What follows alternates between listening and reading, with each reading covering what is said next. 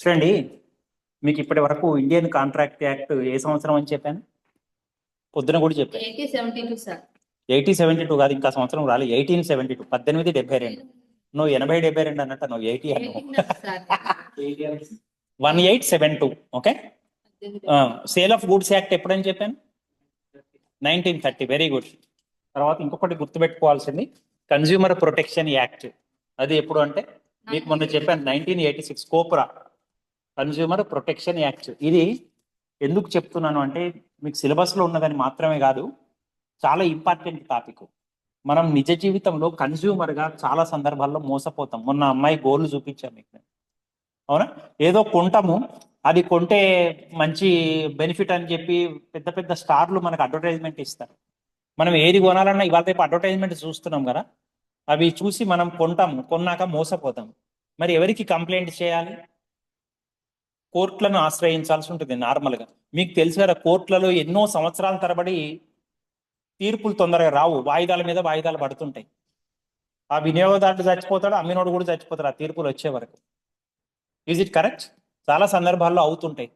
So అందుకనే వినియోగదారులకు, అట్లానే కోర్టులకు పోవాలి అంటే మనకి ఎవరు ఉండాలి? లాయర్లు ఉండాలి. లాయర్లను పెట్టుకోవాలంటే వాళ్ళకి డబ్బులు ఖర్చు అవుతాయి, చాలా వాళ్ళు ఎమ్మటి తిరగాలి, ఎన్నో వాయిదాలు వేస్తుంటారు, మన ఆస్తులన్నీ కరిగిపోతాయి. ఓకేనా? సో వాటికి విరుద్ధంగా మనము కోర్టులో ఏం చేసినాయి అంటే, సారీ, గవర్నమెంట్ ఏం చేసింది అంటే, అందులో కూర్చో పర్వాలేదు, దానికి అందుబాటులో గవర్నమెంట్ ఏం చేసింది అంటే వినియోగదారులకు సత్వరమే న్యాయం కలిగే విధంగా, న్యాయం జరిగే విధంగా 1986లో కోర్టులతో సంబంధం లేకుండా ప్రత్యేక న్యాయస్థానాలను ఏర్పాటు చేయడం జరిగింది. ఈ చట్టం కింద కన్జ్యూమర్ ప్రొటెక్షన్ యాక్ట్ అంటే వినియోగదారి రక్షణ చట్టం అంటాం. 1986లో ఇది ఏర్పాటు చేశారు. దీనికి మీకు కావాల్సింది ఏమిటి అంటే, మీ అంతటా మీరు ఒక లెటర్ రాసి వాళ్ళకి పంపించినా చాలు. మీ దగ్గర సాక్ష్యం ఉండాలి. కానీ కొన్నట్టు ఏముండాలి మీ దగ్గర? సాక్ష్యం అంటే ఏముంటుందండి? రసీదు ఉంటుంది. మీరు ఏదన్నా కొంటే రసీదు తీసుకోవాలి కంపల్సరీ. Receipt is must. ఓకేనా? మీకు ఏదైనా కొనడానికి గుర్తు ఏమిటి అంటే, చిహ్నం ఏమిటి అంటే ఒక సాక్ష్యం ఉండాలి కోర్టులో సమర్పించడానికి. ఆ సాక్ష్యమే రసీదు ఉపయోగపడుతుంది. అట్లానే ఏమన్నా చాలా సందర్భాల్లో మీకు వారంటీ కార్డులు అలాంటివి ఇస్తారు.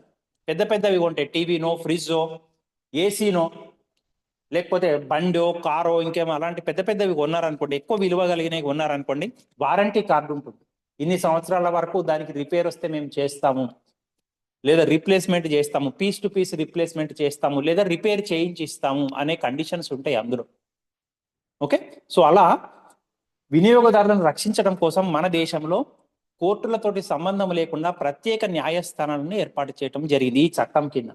ఆ చట్టమే కోప్రా. మీరైనా సరే నిజ జీవితంలో ఎక్కడైనా మోసపోతే ఈ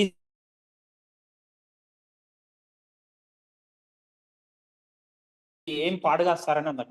మీరు నీళ్ళలో ముంచి తీసినా ఏం కాదు సార్, వర్షంలో ముంచి తీసినా ఏం కాదని అడ్వర్టైజ్మెంట్ చెప్పి కండిషన్స్ లో రాసి మరీ సంతకం చేసి మీకు ఇచ్చారు. కానీ ఒక చిన్న వర్షానికి తడిసిపోయి అసలు ఓపెన్ కావట్లేదు అనుకోండి, మీరు కంప్లైంట్ చేయొచ్చు.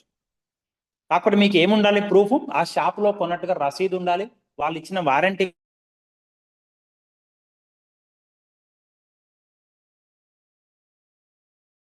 మీద కంప్లైంట్ చేసినా చాలు. మీకు లాయర్ కూడా అవసరం లేదు. You do not require a lawyer also. You need not pay any fees. మీరు ఫీజు కూడా చెల్లించవలసిన అవసరం లేదు, గుర్తుపెట్టుకోండి.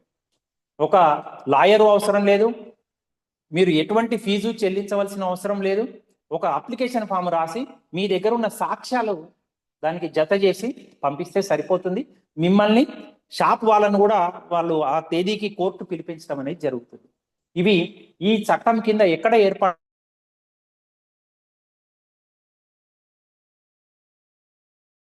స్థాయిలో, జిల్లా స్థాయిలో ఉండేదాన్ని డిస్ట్రిక్ట్ ఫోరం అంటాం, జిల్లా ఫోరము అంటాం, జిల్లా న్యాయస్థానము అంటాం. మరి జిల్లా ఫోరంలో ఎప్పుడు కేసు వేస్తాము అంటే, మీరు ఏదైతే నష్టపరిహారం అడుగుతున్నారో, ఏదైనా ఆస్తి కొన్నారో దాని యొక్క విలువ 20 లక్షల లోపు ఉన్నది అనుకోండి, మీరు అడిగే నష్టపరిహారం కానీ మీరు కంప్లైంట్ చేసిన ఆస్తి యొక్క విలువ కానీ 20 లక్షల లోపు అయితే డిస్ట్రిక్ట్ ఫోరంను సంప్రదించవచ్చు, జిల్లా ఫోరం. అదే మీరు కోరిన నష్టపరిహారం, మీరు ఏదైనా ఒక ఆస్తి కొని దాని వలన భంగపడితే దాని యొక్క విలువ 20 లక్షల 1 రూపాయికి నుంచి 1 కోటి రూపాయల వరకు ఉందనుకోండి, you can approach state commission, రాష్ట్ర కమిషన్ అప్రోచ్ కావచ్చు. ఒకవేళ మీరు కొన్న ఆస్తి యొక్క విలువ లేదా మీరు అడిగిన నష్టపరిహారం యొక్క విలువ ₹1,00,00,000 దాటింది అనుకోండి, అప్పుడు దేశ స్థాయిలో జాతీయ కమిషన్ ఉన్నది, నేషనల్ కమిషన్, దాన్ని అప్రోచ్ కావచ్చు. Did you understand? Any consumer if he has suffered in the hands of A seller, he can approach a district forum which is established at every district headquarter, and state commission which is established in every state capital, and national commission which is established in New Delhi, mana desha rajdhani. District forum will take up cases up to 20 lakh rupees. State commission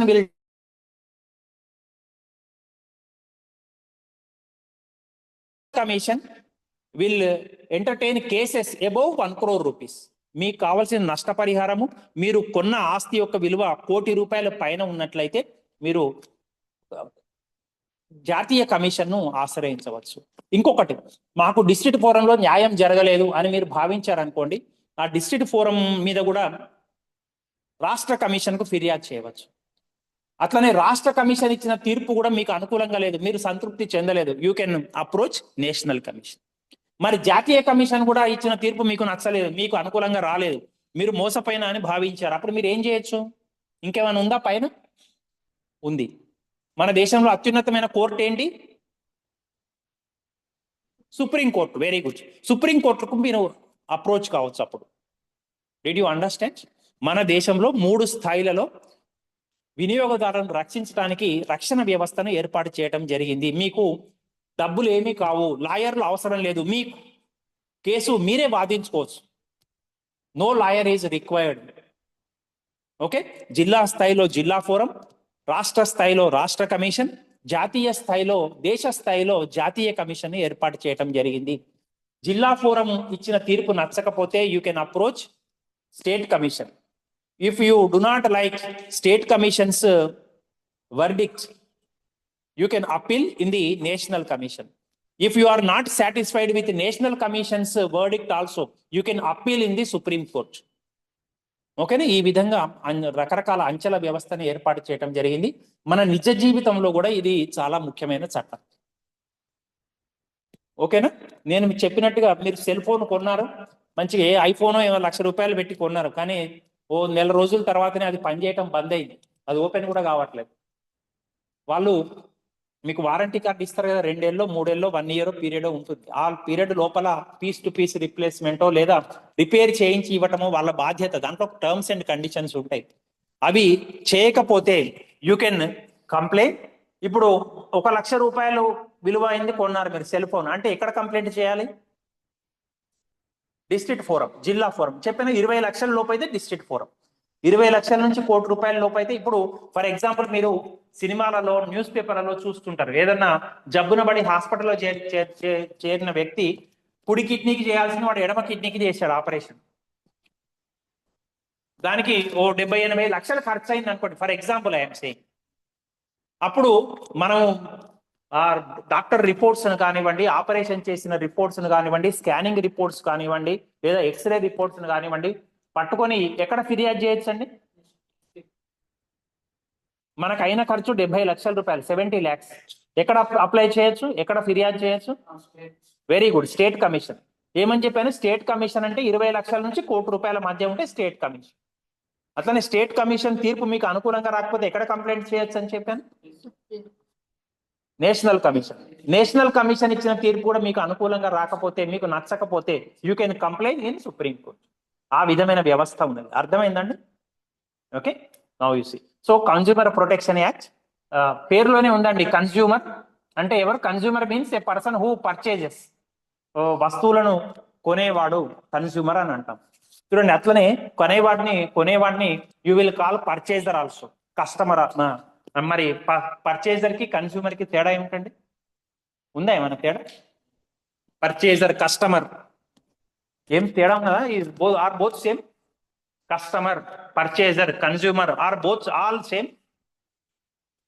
కొనుగోలుదారు, వినియోగదారు ఒకరేనండి. Customer అంటే కొనుగోలుదారు, consumer అంటే వినియోగదారు. Are the words same? What is the difference?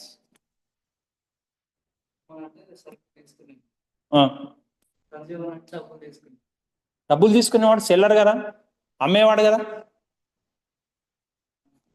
What is the difference?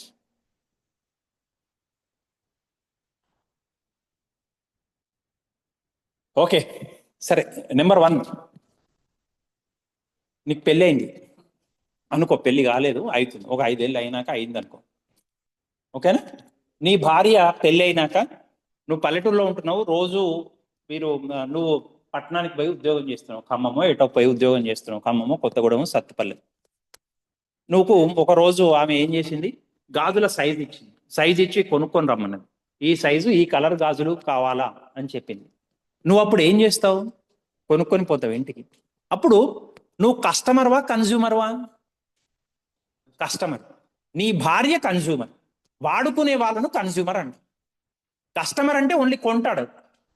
ఇప్పుడు మన ఇంట్లో నాన్న బియ్యం తీసుకొని వచ్చాడు అనుకోండి, పప్పులు తీసుకొని వచ్చాడు అనుకోండి, నాన్న ఒక్కడే తినడు కదా, అందరం తింటాం, అందరం కన్జ్యూమర్స్మే. బట్ నాన్న మాత్రం customer. Customer means a purchaser, consumer means consume చేయడం అంటే వినియోగించడం, హూ యూజెస్, హూ యూటిలైజెస్. ఓకేనా. సో ఆ విధంగా వాడుకొని వస్తువులను కొని వాడుకొని నష్టపోతే దానికి పరిహారం కోసమని మన దేశంలో ప్రత్యేకమైన చట్టం ఏర్పాటు చేయడం జరిగింది. That special act is known as consumer protection act, which was enacted in the year 1986. అర్థమైందండి? So there is a difference between customer and consumer. Customer will purchase, consumer will use. Consumer అనేవాడు వాడతాడు వస్తువుని, ఓకేనా. Customer only కొంటాడు. మీకు అర్థమైంది కండి తేడా? Okay. So ఇందులో కన్జ్యూమర్ అంటే ఏం చెప్పానంటే, consumer any person who buys or avails goods or services for personal use. Okay, వ్యక్తిగతంగా వాడుకోవడం కోసమని వస్తువులు సేవలను కొనే అతన్ని కన్జ్యూమర్ అని అంటాం. ఓకే, నౌ కమింగ్ టు ఈ సెక్షన్ కూడా గుర్తుపెట్టుకోవాలి. కన్జ్యూమర్ ప్రొటెక్షన్ యాక్ట్ ప్రకారం కన్జ్యూమర్ అంటే యాజ్ పర్ సెక్షన్, ఇది ఎట్లా చదువుతారు?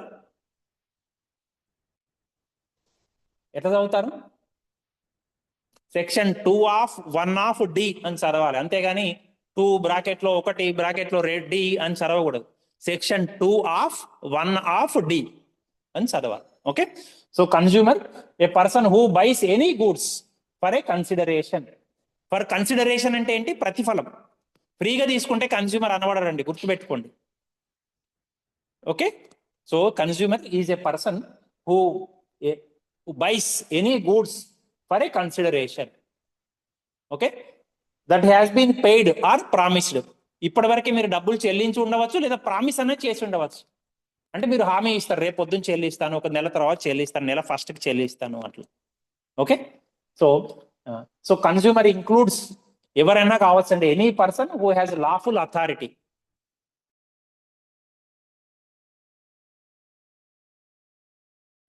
ఎవరి తరఫునన్నా కొనడానికి హక్కు ఉన్న వాడిని కూడా కన్జ్యూమర్ అని అంటాం.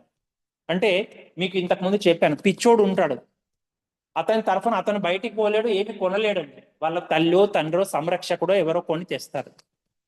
ఆడు పిచ్చి మెంటల్లీ రిటార్డెడ్ పర్సన్కి, మెంటల్లీ డిజేబుల్డ్ పర్సన్కి అది సరిపోలేదు తెచ్చినది.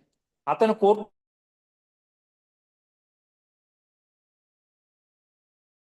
Okay. So any person who acts on behalf of another person, ఒక వ్యక్తికి బదులుగా ఇంకొకరికి చట్టం నియమిస్తే, అథారిటీ ఉంటే అతన్ని కూడా కన్జ్యూమర్ అని అంటారు.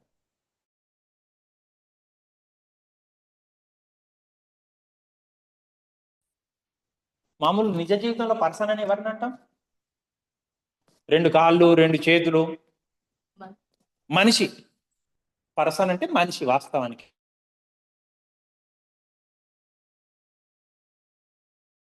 Means the normal person like us. Similarly firm అంటే సంస్థ. ఒక సంస్థ కూడా కస్టమర్ పర్సనే చట్టం దృష్టిలో. ఓకేనా. పర్సన్ అంటే ఆ పర్సన్ మంచోడు కాదు అంటాం మనం నిజ జీవితంలో. పర్సన్ అంటే వ్యక్తి అని అర్థం మన నిజ జీవితంలో.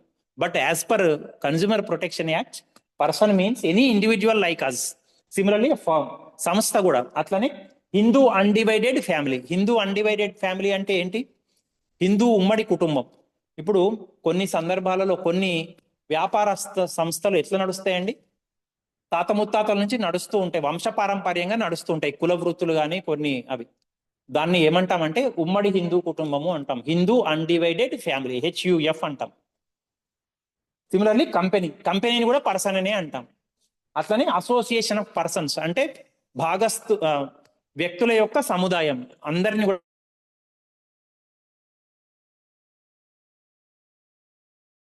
Khopra 1986, person means individual, association of persons, firm, company, Hindu undivided family, అందరూ కూడా ఇవన్నీ కూడా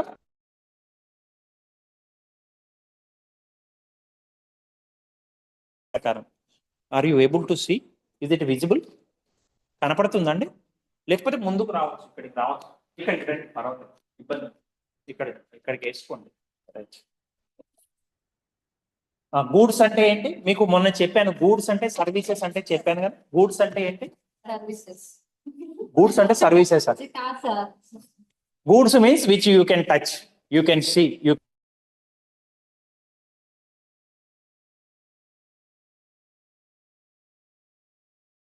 ప్రదేశం నుంచి ఇంకొక ప్రదేశంలోకి మార్చవచ్చు. ఇప్పుడు ఈ సెల్ ఫోన్ ఉంది, ఇక్కడ నుంచి అక్కడికి మార్చవచ్చు. ఓకేనా? ఈ బుక్ ఉంది, ఈ బుక్ ఒకరి నుంచి ఒకరికి ఈజీగా ఐ కెన్ ట్రాన్స్ఫర్. ఓకే, అటువంటి వాటిని అన్నింటినీ కూడా goods. Okay, so goods refer to every kind of movable property. Movable అంటే కదలి, any kind of movable property అంటే చరాస్తి, ఒక చోటు నుంచి ఇంకొక చోటుకి మనం ఈజీగా బదిలీ చేసుకోవడానికి అవకాశం ఉన్న చరాస్తిని గూడ్స్ అని. ఓకే, దెన్ సర్వీస్ అంటే నార్మల్ గా మీకు మొన్న క్లాస్ లో చెప్పాను, గూడ్స్ కంటికి కనిపిస్తే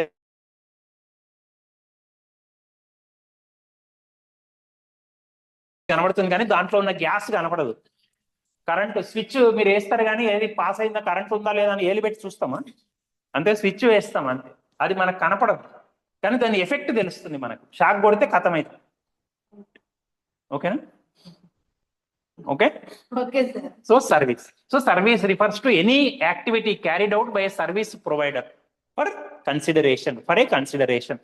సో సేవ అందించేవాడు, ఈ చట్టంలో ఉంది నిర్వచనం ప్రకారం సేవ అందించేవాడు, అందించేది సేవ. దానికి దేనికి అందిస్తాడు అతను? For a consideration, for any remuneration, ఏదో ఒక ప్రతిఫలం తీసుకొని అందిస్తాడు.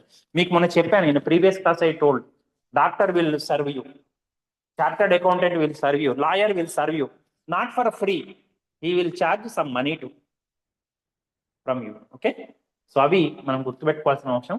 అసలు కన్జ్యూమర్ డిస్ప్యూట్ అంటే ఏంటండి? డిస్ప్యూట్ అంటే వివాదం, కొట్లాట. కన్జ్యూమర్ డిస్ప్యూట్ అంటే కన్జ్యూమర్ కు మనం అమ్మాము, ఆ సరుకులు నచ్చక కన్జ్యూమర్ కి సెల్లర్ కి మధ్యన కొట్లాట అయితే that is known as consumer dispute. Okay, so consumer dispute arises when a consumer disputes deficiency in service. Deficiency అంటే ఏమిటండి? లోపం, ఏదో ఒక లోపం ఉంటుంది. మనం ఈ సెల్ ఫోన్ కొన్నాము, సెల్ ఫోన్ లో ఏదైనా లోపం ఉన్నది, వాడు ముందు చెప్పలేదు.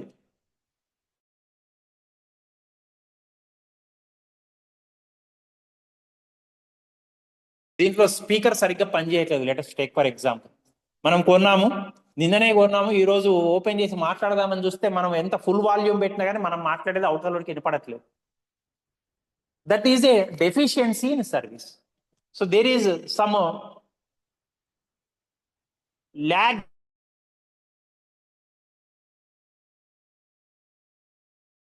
లేకపోతే దాన్ని మనం డెఫిషియన్సీ అంటాం, అంటే కొరత అంటాం, లోటు ఉన్నది దాంట్లో. దెన్ మనం ఏం చేస్తాం, షాప్ వాడి దగ్గర పోయి we will request, yesterday we purchased, this is the receipt, this is the warranty card, please rectify this deficiency, or otherwise you exchange this cell, we will request. If he does not listen, what we will have to do? We have to appeal in either district forum or state commission or national commission, depending on the value. దాని విలువ ప్రకారం 20 లక్షల లోపు అయితే district ఫోరంలో ఫిర్యాదు చేయొచ్చు, 20 లక్షల నుంచి ₹1,00,00,000 మధ్యలో ఉంటే స్టేట్ కమిషన్ లో ఫిర్యాదు చేయొచ్చు, ₹1,00,00,000 పైన ఉంటే నేషనల్ కమిషన్ లో ఫిర్యాదు చేయొచ్చు. Okay, so dispute means any deficiency in service or product identified by the customer. Okay, దాన్ని బేస్ చేసుకొని కస్టమర్ ఏమన్నా ఇబ్బందులకు గురై సెల్లర్ ను రిక్వెస్ట్ చేసిన సో అలాంటి స్థితులు ఏర్పడితే కన్జ్యూమర్ అతను పరిష్కరించలేదు, నేను నీ దిక్కున చోట చెప్పుకోపో, నువ్వు ఏం చేసుకుంటావో చేసుకో, నేను అసలు ఏమి దీన్ని మార్చేది లేదు, దీన్ని రిపేర్ చేసి కూడా ఇచ్చేది లేదు అన్నాడు అనుకో, దేర్ ఇస్ ఎ డిస్ప్యూట్. అతను ఒప్పుకున్నాడు అనుకోండి, ఏది కొట్లాట లేదండి. Okay, dispute means fighting. ఏదో ఒక విషయంలో ఇద్దరి మధ్యన డిస్ప్యూట్ అంటే ఒకరు అన్నదానికి ఇంకొకరు కాదు అంటే డిస్ప్యూట్ అనేది వస్తుంది. ఓకే, చూడండి, ఈ చట్టం ప్రకారం మీకు 3 చెప్పాను. ఏమేంటండి? District forum, state commission, national commission. Those are 3 protection agencies established at 3 different levels. So వాటికి అనుకూలంగానే, వాటికి సపోర్టివ్ గా కన్స్యూమర్ ప్రొటెక్షన్ కౌన్సిల్స్ కూడా ఎస్టాబ్లిష్ చేశారు. ఇవి కూడా సేమ్ 3 స్థాయిలలో ఉంటాయండి. ఒకటి నేషనల్ స్థాయి, second one is at state level, third one is at district level. వీటి యొక్క ఉద్దేశం ఏంటంటే, ఇవి డైరెక్ట్ గా కస్టమర్స్ కేసులు స్వీకరించవు, బట్ మనకు పార్లమెంటులో కానీ అసెంబ్లీలో కానీ కన్స్యూమర్కు అనుకూలంగా, వినియోగదారులకు అనుకూలంగా చట్టాలు చేయడంలో ఇవి సహకరిస్తాయి. ఓకే, అట్లనే మీరు కేంద్ర ప్రభుత్వంలో ఉన్న ప్రత్యేకమైన మినిస్టర్ ఉంటారు, కన్స్యూమర్ అఫైర్స్కి ఒక మినిస్టర్ ఉంటారు. అతనే కొన్ని రాష్ట్రాలలో కూడా కన్స్యూమర్ అఫైర్స్ మినిస్టర్ ఉంటారు. ప్రస్తుతం ఎవరు అని మీకు డౌట్ వస్తే యూ కెన్ చెక్. చూడండి, కన్స్యూమర్ అఫైర్స్ సపరేట్ డిపార్ట్మెంటే ఎస్టాబ్లిష్ చేసింది, సపరేట్ మినిస్టరే ఏర్పాటు చేయడం జరిగింది. మినిస్ట్రీలో సపరేట్ మినిస్టర్నే ఏర్పాటు చేయడం జరిగింది, డిపార్ట్మెంట్ ఆఫ్ కన్స్యూమర్ అఫైర్స్. నెట్లోంచే కొట్టాను నేను ఇప్పుడు. ఓకేనా? చూడండి, ప్రజెంట్ మినిస్టర్ చూడండి, ఆనరబుల్ మినిస్టర్ శ్రీ ప్రహ్లాద్ జోషి. అతను ప్రజెంట్ కన్స్యూమర్ అఫైర్స్ మినిస్టర్ అండి, ప్రహ్లాద్ జోషి, శ్రీ ప్రహ్లాద్ జోషి గారు. సో అతనికి సహాయంగా మినిస్టర్ ఆఫ్ స్టేట్ అని ఇంకొకరిని ఏర్పాటు చేయడం జరిగింది, శ్రీ బిఎల్ వర్మ గారు. ఓకేనా? అట్లానే ఆనరబుల్ మినిస్టర్ ఆఫ్ స్టేట్ ఇంకొక మేడంను కూడా ఏర్పాటు చేయడం జరిగింది, శ్రీమతి నీము బెన్. వీళ్ళిద్దరూ ఈయనకు సహాయం చేయడానికి నియమించబడిన వాళ్ళు. ప్రజెంట్ స్టేటస్ అర్థమైందండి. కన్స్యూమర్స్ ను రక్షించడం కోసం, వాళ్లకు అనుకూలంగా చట్టాలు చేయటం కోసము 3 స్థాయిలలో protection councils were established at 3 levels. One at district level, one at state level, and another one at national level. So at national level, Shri Prahlad Joshi is the honourable minister of consumer affairs. Okay, you have to remember. Okay, మీరు గుర్తుపెట్టుకోవాల్సిన అవసరం. చూడండి, direct నేను నెట్లో కొట్టాను, home department of consumer affairs. Direct గా ప్రత్యేక మంత్రిత్వ శాఖనే పనిచేస్తున్నది కన్స్యూమర్స్ కోసం. ఎందుకంటే ఇవాళ రేపు మీరు చూడండి, కోట్ల రూపాయలు కూడా మీరు సెల్లలో ట్రాన్స్ఫర్ చేస్తుంటారు. మీరంటే 10 రూపాయలు, 100 రూపాయలు, 1000 రూపాయలు చేస్తారు. పెద్ద పెద్ద బిజినెస్ వాళ్ళు ఉన్నారనుకోండి, ఫోన్ పేలు, గూగుల్ పేలు, లేదా ఆన్లైన్ ట్రాన్స్ఫర్లలో కోట్ల రూపాయల మనీ ట్రాన్స్ఫర్ అవుతున్నాయి. ఆమె correct? You are transferring crores of rupees every day. దాంట్లో ఏమైనా ఇబ్బంది తలెత్తింది అనుకోండి, మరి దాన్ని పరిష్కరించడం కోసం మనకు ప్రొటెక్షన్ కౌన్సిల్స్ కావాలి, ప్రొటెక్షన్ ఏజెన్సీస్ కావాలి. సో అందుకని సపరేట్ మినిస్ట్రీ ఈజ్ ఎస్టాబ్లిష్డ్. ఓకేనా? వినియోగదారులను చైతన్యం పరచడానికి. ఇప్పుడు ఈ సిలబస్ లో ఇది చేర్చడానికి కారణం ఏమిటి? ఇది ఇంపార్టెంట్ అని ఎందుకు చెప్పాను? మనం నిజ జీవితంలో ఎన్నో సందర్భాల్లో మోసపోతుంది. ఒక వినియోగదారుడిగా మనం ఒకటి కొంటాము, అది అనుకూలంగా, మనకు అనుకూలంగా దాని యొక్క పర్ఫార్మెన్స్ అనేది ఉండదు. సో అప్పుడు మీరు మీ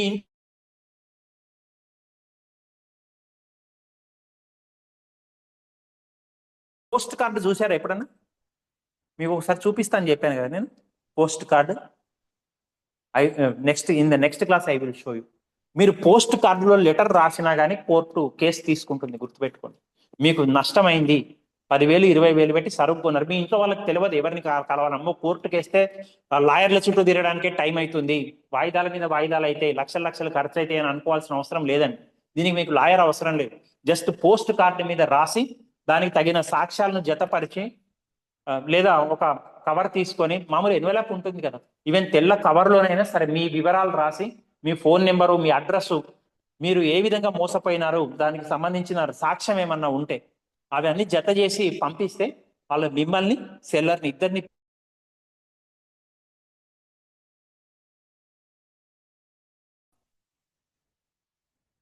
ఓకే. సో ఆ విధంగా మూడు స్థాయిలలో మనకు ఈ కన్జ్యూమర్ కౌన్సిల్స్, ప్రొటెక్షన్ కౌన్సిల్స్ అనేవి ఏర్పాటు చేయడం జరుగుతున్నదండి. చూడండి, సెంట్రల్ లెవెల్లో ఎస్టాబ్లిష్ చేసిందని సెంట్రల్ కన్జ్యూమర్ ప్రొటెక్షన్ కౌన్సిల్ అంటాం. షార్ట్ ఫామ్ లో సెంట్రల్ కౌన్సిల్ అని పిలవటం జరుగుతుంది దేశ స్థాయిలో, జాతీయ స్థాయిలో. So at state level state consumer protection councils are there. It is known as state council. Similarly, at a district level, district consumer protection council, which is known as a district council.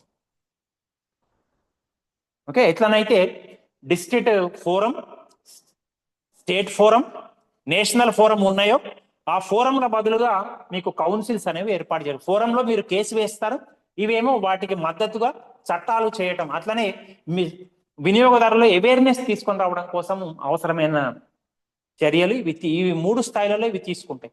ఇప్పుడు వీళ్ళ recommendations base చేసుకుని syllabus లో ఇది చేర్చడం జరిగింది. Khopra, consumer protection act. అందరూ ప్రజలలో awareness రావాలి ఈ చట్టం గురించి. వీళ్ళకు స్టూడెంట్స్కు వినియోగదారులకు ఏదైనా అన్యాయం జరిగితే ఎట్లా అప్రోచ్ కావాలనేది మీకు సిలబస్ లో చేరిస్తేనే కదా మీకు తెలిసేది, ఈజీగా తెలుస్తుంది. ఇప్పుడు మీ ఇంట్లో వాళ్ళు ఎవరైనా మోసపోయినా మీరు కోర్టు కేసు వేయడం కోసమని ఈజీగా నేను చెప్పిన ప్రొసీజర్ని బేస్ చేసుకుంటే మీరైనా కోర్టులో కేసు వేయవచ్చు డిస్ట్రిక్ట్ ఫోరం. ఓకేనా? ఇప్పుడు మీరు ఖమ్మంలో ఎప్పుడైనా పోయినప్పుడు గమనించారా, డిస్ట్రిక్ట్ ఫోరం అనేది ఉన్నది. ఎక్కడ ఉన్నది ఎవరైనా చూసారా? నేను చెప్తాను అడ్రస్. ఇప్పుడు మమతా మెడికల్ కాలేజ్ తెలుసా? మమతా రోడ్ అంటారు తెలుసా? ఆ రోడ్డుకు పోయే దారిలోనే ఉంది మెయిన్ హైవే, ఇల్లందు ఖమ్మం రోడ్లో, ఖమ్మం బైరా రోడ్లో రోడ్డుకే ఉంటుందండి డిస్ట్రిక్ట్ ఫోరం అని కనపడుతుంది. రైట్ సైడ్ ఆ హైవేలో మమతా రోడ్డుకు పోయే, మమతా రోడ్డుకు పోవాలంటే రైట్ సైడ్ తిరగాలి మనం. ఇది ఖమ్మం బైరా రోడ్లో. ఆ రోడ్డుకు టర్నింగ్ కంటే ముందే డిస్ట్రిక్ట్ ఫోరం అనే ఒక బిల్డింగ్ కనబడుతుంది. చూడండి మీరు నెక్స్ట్ టైం పోతే. జస్ట్ మీరు లోపలికి పోయి మామూలుగా ఏమైనా వాదించుకుంటే వినవచ్చు కూడా ఎప్పుడన్నా. ఓకేనా? ఎట్లా కేసులు నడుస్తున్నాయి, ఏంటి తీర్పు ఎట్లా వస్తున్నది, యూ కెన్ సీ ఆల్సో. మనం ఫ్రీక్వెంట్ గా న్యూస్ పేపర్లలో కూడా ఇస్తుంటారండి, వినియోగదారుల ఫోరం ఇంత జరిమానా విధించింది అట్లా. ఓకేనా? సో అలాంటి కేసులు మీరు ఇక నుంచి చూడండి. So central consumer protection council చూడండి, దీంట్లో ఎవరెవరు మెంబర్ ఉంటారండి చూడండి, ఇక్కడ ఇచ్చారు చూడండి. The chairman will be union minister in charge of consumer affairs. మీకు చెప్పాను ఇప్పుడు యూనియన్ మినిస్టర్ ఫోటో తీసి కూడా చూపించాను కదా, ఎవరండి? ప్రహ్లాద్ జోషి గారు. మీకు ఇప్పుడు చూపించాను కదా union minister of consumer affairs, Shri Prahlad Joshi గారు. He is the chairman of national council sir. ఓకేనా? అతని ఆధ్వర్యంలో దేశ స్థాయిలో వినియోగదారుల మీద ఎటువంటి కొత్త చట్టం ఏర్పాటు చేయాలన్నా, వాళ్ళలో అవేర్నెస్ తీసుకొని రావాలన్నా కానీ ఏమి చర్యలు తీసుకోవాలనేది దే విల్ రికమెండ్. ఓకేనా? వినియోగదారులకు మద్దతుగా ఎటువంటి చట్టాలు రావాలనేది వాళ్ళు రికమెండ్ చేస్తారు. Is the chairman for national council. Okay, so దాంట్లో it consist of other official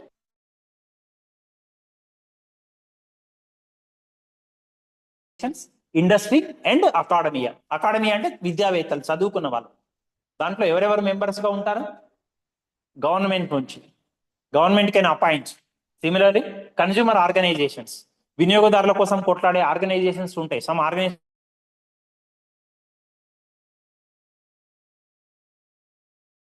నుంచి ఉంటాయి, అట్లనే విద్యావేత్తలు చదువుకున్న వాళ్ళ దగ్గర నుంచి కూడా ఉంటాయి.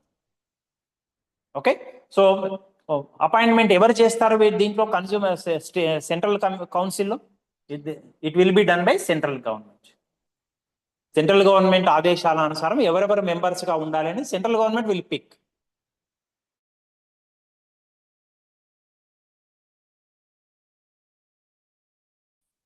Okay, so central government will decide. Okay,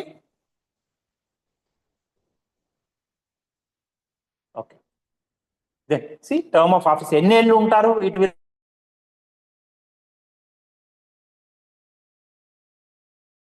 central government will decide the term of office. Okay, so they continue to serve until a new council is reconstituted. కొత్తగా మళ్ళీ కౌన్సిల్ ఏర్పాటు చేసే వరకు వాళ్ళు తమ యొక్క పదవిలో ఉంటారు.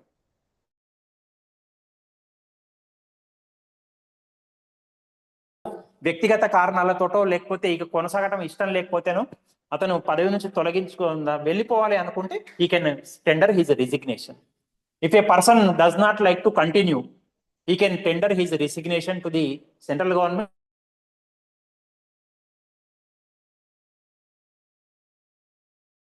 ఎవరెవరిని సెలెక్ట్ చేయాలి, everything lies in the hands of the central government. Did you understand? Okay. So jurisdiction అంటే ఎక్కడి వరకు ఉంటుందంటే దీని యొక్క జ్యూరిస్డిక్షన్ అంటే పరిధి, దేశం మొత్తం కూడా it can take up cases, it can do it's activities. దేశవ్యాప్తంగా అది తన యొక్క చర్యలను తీసుకోవడానికి అవకాశం ఉంటుంది, అధికారం ఉంటుంది. సో ఇది ఎందుకు ఏర్పాటు చేశారండి? What are the objectives and functions? To protect the rights of consumers. వినియోగదారుని కొన్ని హక్కులు ఉంటాయండి, వాటిని రక్షించడం కోసం these are established. Okay. Similarly to spread consumer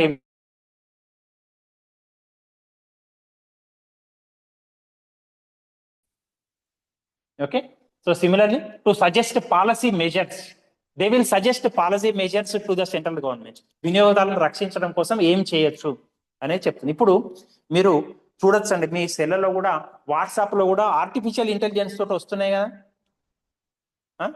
వస్తున్నాయా? ఏమొస్తుంది ఆర్టిఫిషియల్ ఇంటెలిజెన్స్ తోటి? వాట్సాప్ ఎప్పుడైనా ఓపెన్ చేసి చూసారా మీరు? కొత్త ఏమొస్తున్నాయి?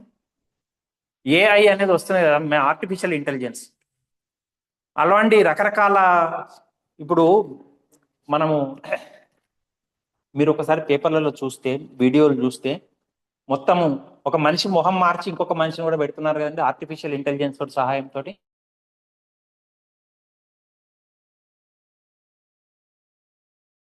బతుకున్నట్టుగానే అతని వాయిస్ తోటి కూడా చేస్తున్నారు ఆర్టిఫిషియల్ ఇంటెలిజెన్స్ తోటి రకరకాలుగా. నిజంగా ఆ వ్యక్తి, ఇప్పుడు ఫర్ ఎగ్జాంపుల్ మనకి ఎవడన్నా ఫోన్ చేశాడండి, ఫోన్ చేసి మన దగ్గరి బంధువు గొంతులోనే వినిపించి, అరే నాకు అర్జెంటుగా డబ్బులు అవసరం ఉంది, ఒక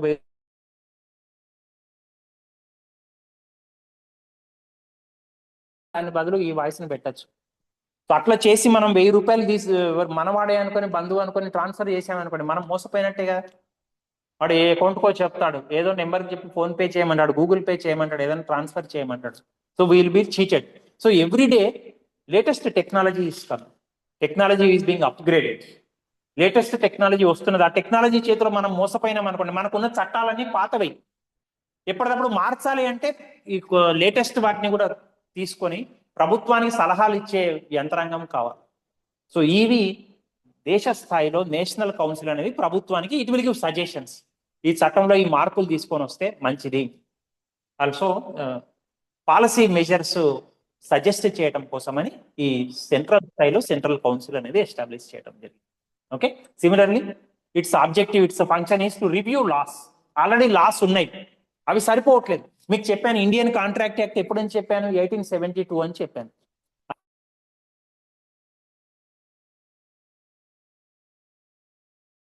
కన్జ్యూమర్ ప్రొటెక్షన్ యాక్ట్ 1986.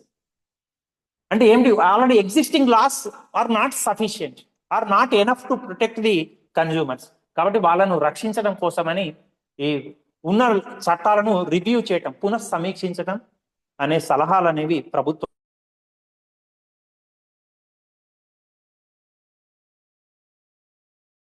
అట్లానే దీని కింద ఒక స్టేట్ కౌన్సిల్ ఉంది, ఇంకా కింద డిస్ట్రిక్ట్ కౌన్సిల్ కూడా ఉంది.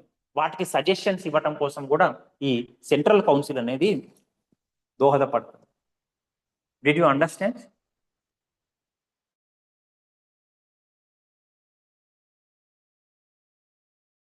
కన్జ్యూమర్ ప్రొటెక్షన్ కౌన్సిల్ అని చెప్పాను. స్టేట్ లెవెల్లో ఉన్నదాన్ని స్టేట్ కన్జ్యూమర్ ప్రొటెక్షన్ కౌన్సిల్ అని అంటారు. ఓకేనా? సో సిమిలర్లీ సేమ్ స్టేట్, దేశ స్థాయిలో సెంట్రల్ కౌన్సిల్ ఎట్లా పనిచేస్తుందో రాష్ట్ర స్థాయిలో state council will function like.